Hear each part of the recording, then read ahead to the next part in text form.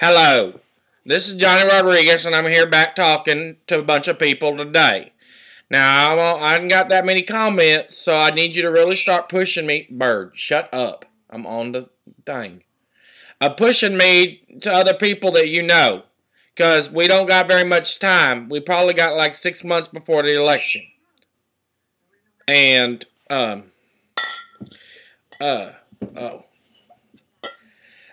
6 months before the election. Anyway, today I went out to different places in the surrounding area. I went to Adams County, and I went to Alcorn County, and Benton County. And I talked to some residents over there about problems that they're having in the world today. And the biggest problem that they're wanting to talk about, there's a lot of problems. Bird. There are a lot of problems. Hold on.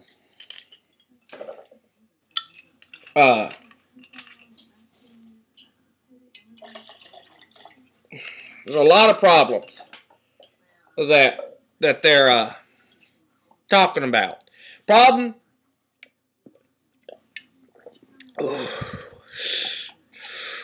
Problem number one. I mean, problem number one for today, not for overall, because there's a lot of problems. So, they're afraid of unemployment and jobs, and that is a big problem in the world today. Let me fix this. It is a big problem in the world today. So I kind of think that how to fix it. And I was talking to them, and I come up with the resolution to this one boy that I was talking to named Johnny. I'm Johnny. And his name was Taylor. Taylor said that he suggested maybe we can give people jobs to the government. The government pays the cities a lot of money to keep the city pretty. So what we do is if you don't have a job, you apply for the government job. And we're going to pay you to keep 2 mile radius around your house clean. And when you keep it clean, we're going to make it to where you get a check for how many bags of trash you pick up. Now, potholes out in front of your yard in the street, you need to be responsible to fill them. Now, there's going to be gravel and stuff down there at the City Hall place. You go down there and you get the gravel, you put it in your bucket, and you go over there and you fill it. And then we don't have to pay those city workers to go and do that stuff. They can do other things that we're neglecting.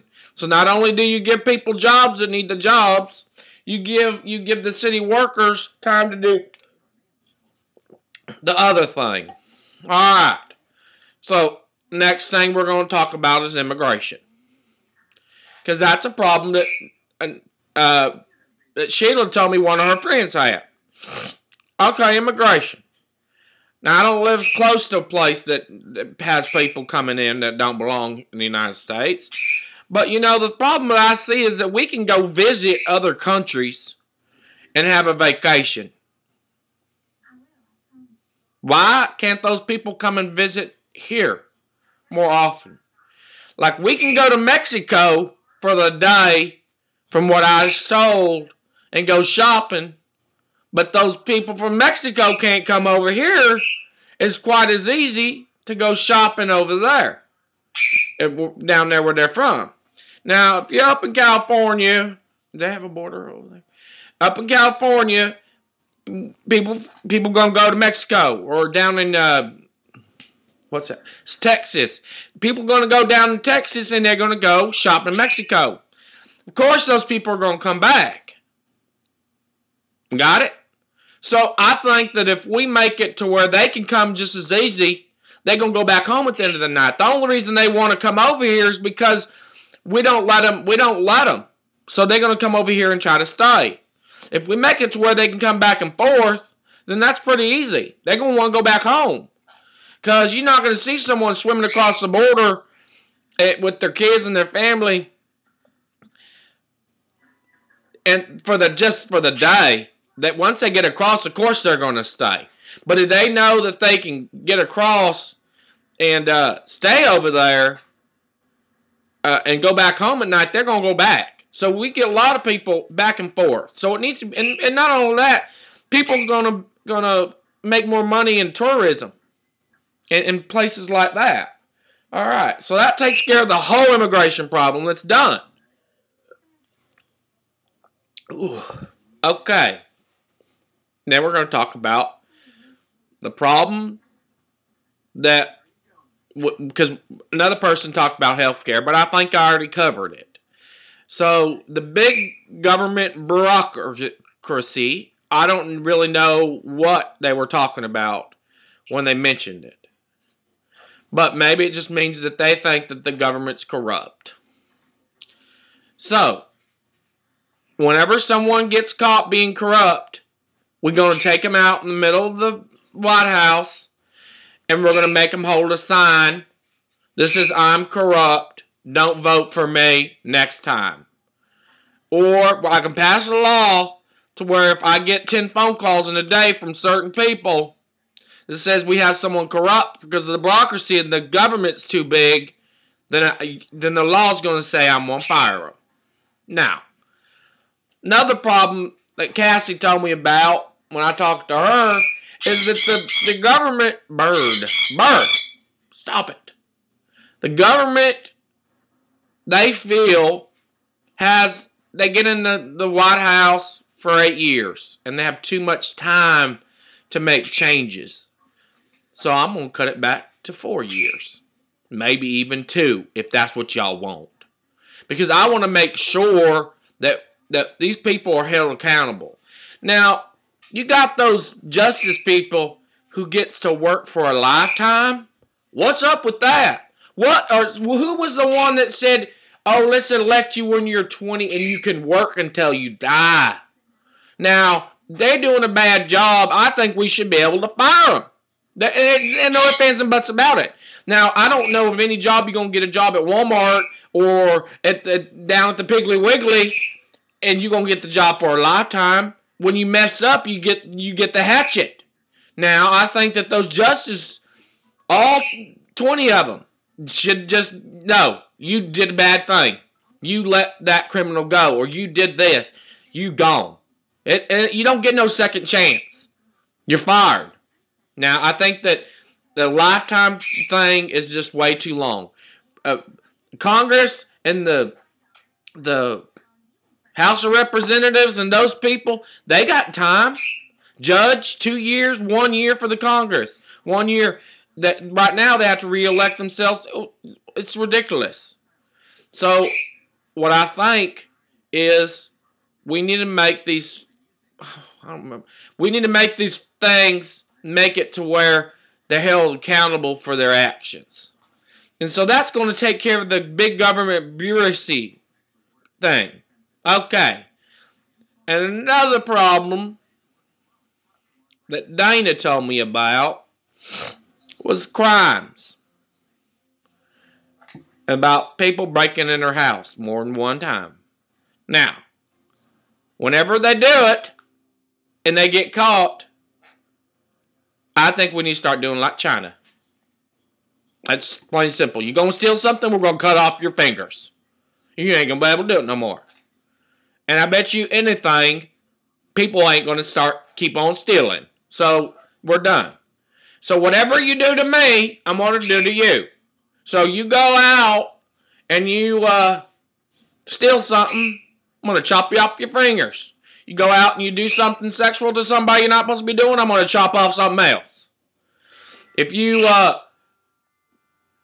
wreck a car and you're drunk, I'm going to go wreck a car and break your car right into your house. Because, I mean, eye for an eye, a tooth for a tooth, and a dog for a dog. Because this is ridiculous. And I think if people know that we're serious about this, they're going to stop breaking the law. The only reason they break the law is because they know that that's going to happen to them. Smack one in the hand and they just keep on going. But if they know that we're serious, then they're going to think twice. All right. So I did talk to a man today, and his name was Charlie. And Charlie said that he don't understand how the tax returns work. Okay. So I tried to talk to Charlie about it because I didn't know. All right, so say you're working at the Piggly Wiggly and you work 20 hours a week. And you make only $13,000 for the year. Say you're going to pay in maybe $700. Now, that might be stretching it. I'm not an IRS person. All right, so that's the only job they got. Charlie wanted to know how in the world does that person that works at the Piggly Wiggly get $8,000 back on their tax return. I don't know who's up there in the IRS counting on the calculator, but I need to take that calculator, smack them over the head, and tell them, okay, look, they only paid in $600. We got to make something. So I don't think they should get the whole $600 back. I think they should probably get like $550. Now, maybe not everybody's going to agree with me, but just think about it. How you getting $8,000? And now most of those people that are getting $8,000, they're married, but they say, "I'm filing separated." And what do they do with their money? They buy a new car. They just go out and waste it. And they buy big screen TVs. Tax return time is like it's like hitting the lottery for some people, and they blow the money on stuff that don't make no sense. So I need to figure out how to sit down with the IRS people and talk to them about how they're adding those figures. So that's a problem that Charlie had, and I wanted to address it. Now I don't have to say that I agree with Charlie. I don't agree with Charlie. I'm kind of in the middle. I got a tax return one time for a lot of money. I took Sheila, and Sheila said that she was living with her mama. And Sheila claimed 2 of the kids, and I claimed 3. But you can't get 3 kids. You can only claim 2. So we took that 3rd kid, and we put it over there with my sister. And my sister claimed it, and so she got more money back, so we got some of her money because we let her claim them. So 5 kids. Now, I done it. Now, I knew I was doing wrong, but I did it anyway. So all 5 kids I claimed like that. So I just think that I don't need the money no more.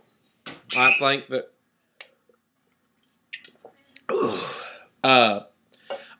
that that's a problem that we're going to need to address sooner or later. Whenever now I'm in the White House and taking care of things. All right, the war. I don't know if I should talk about the war today because there's a lot of things going on in the war. But I'll tell you this. We're spending a lot of money over there. And as quick as I become president, and whatever day they swear me in, I think it's in January or February, whatever day it is, the very next day I'm going to walk over there and pick up the phone, and I'm going to call the boys and the troops over there in those countries. And I'm going to bring them home. I'm tired of this. The war is over. It's done. We're not spending another dime to fix some other country. Now, another thing. The last thing I'm going to cover. And I want y'all to know, because I know there's about 300, probably all 900 billion people that's living in the United States wants to know this. Especially lately. I'm going to find out if there's a UFO, and I'm going to make a museum of everything that we got on spaceships, aliens, dead bodies, and bones. Anything that we got on UFOs, we're going to make a big museum in every state, and we're going to charge money to get in it, and we're going to make the money. Now, that is more money than we can make by just admitting. Why hide stuff? If you know there's UFOs, why hide it? Make money. I mean, let's beat those other countries to it. I mean, not only that, we're going to know what's going on. Dog. Don't. Stupid. Sheila, stop. Anyway, so this is today's message, and I just wanted to talk about, I don't drink a lot. I just drink on Fridays.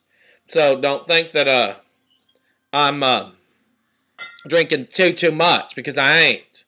I mean, it's just Friday nights. I just have one glass of distilled water. Anyway, make sure you tell all your friends, people, because I really want to get out there and I want to change this world. And I'm tired of this happening.